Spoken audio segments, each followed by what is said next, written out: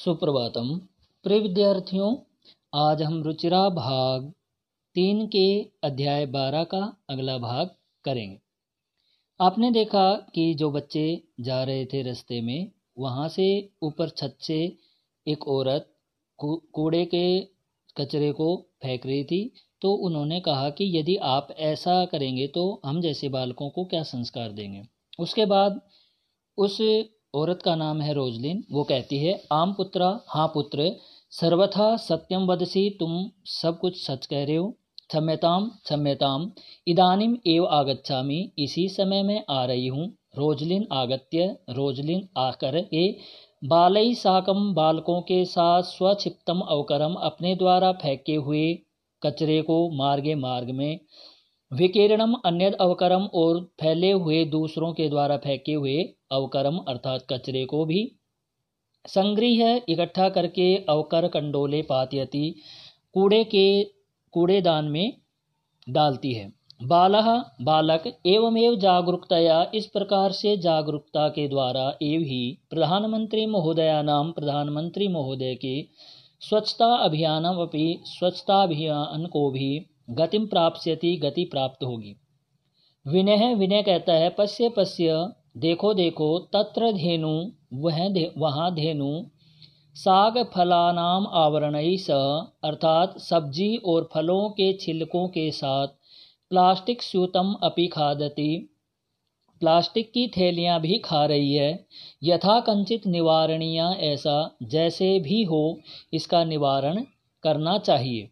मार्गे कदली फल विक्रेतारम दृष्ट्वा, मार्ग में केले के फल को बेचने वाले को देख करके, बालह बालक, कदली फलानि कृत्वा, केले के फलों को खरीद करके, धेनुम आह्वायंती, धेनु को बुलाते हैं, भोजयंती च, और खिलाते हैं। मार्गात, मार्ग से, प्लास्टिक स्यूतानी, प्लास्टिक के जो थैलियां हैं, चा अपसार्य, उनको इकट्ठा करके, पिहिते अवकर कंडोले छिपंती, और ढके हुए कूड़ेदान को में डालते हैं।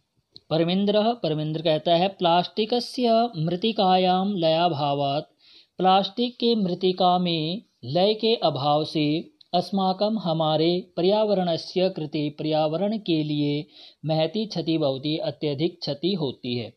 पूर्वम तो, पहले तो, कार्पासेन, कपास से, चर्मणा, चमड़े से, लोहेन, लोहे से, लाक्षा, लाख से, मृतिकया, मिट्टी से, काष्ठेन, लकड़ी से, व निर्मितानि वस्तुनि एव प्राप्यन्ते स्म, इन सभी से निर्मित वस्तुएं प्राप्त होती थी। अधुना, इस समय, तत्स्थाने, उनके स्थान पर, प्लास्टिक निर्मितानि वस्तुनि एव प्राप्यन्ते, प्लास्टिक से निर्मित वस्तु ही प्राप्त होती है। वैभव कहता है, आम, घटी पट्टी का, घड़ी की जो पट्टी है, फीता है, अन्यानि बहुविधानि पात्राणि, और अन्य बहुत से प्रकार के जो पात्र हैं, बर्तन हैं।